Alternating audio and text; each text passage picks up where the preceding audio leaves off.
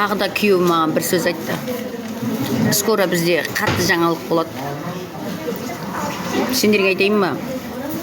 Скоро бізде мощный жаңалық болады деп жатыр. Күшті нәрсе айтты маған байым.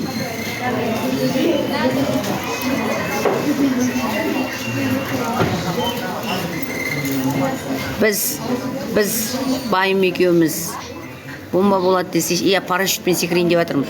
Бүгін парашютпен секірем. Землетрясение будет.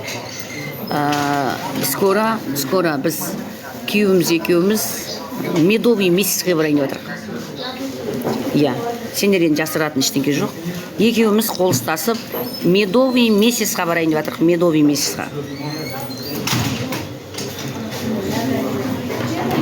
2 аптаға барамыз, медовый месяцқа барамыз дейді.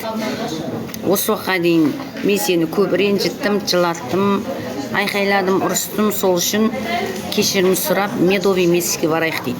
Окей деп, қолымнан жетектеп 10 күнге барып келеміз медовый месяцке. 2 апта жетті де, бала шаға бар ғой, 2 аптадан артық ұзай алмайсың ғой.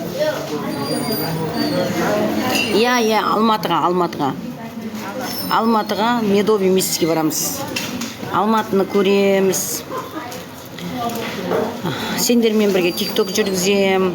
Алматыға барып 2 апта бойы бүкіл жерін аралап медовый месяц жасаймын дейді. Барлық жерге сені апарам дейді. Осы уақытқа дейін сені көп ренжітіп қойдым, сондықтан өкпеңді солай жуам дейді.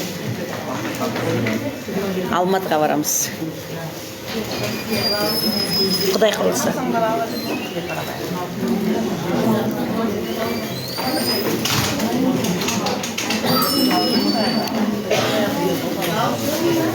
Мыналарда қоймай жатыр ше. Парашют ашылмай қалса ше, парашют ашылмай қалса. Лайк басып тіркеліп алыңыз, рахмет.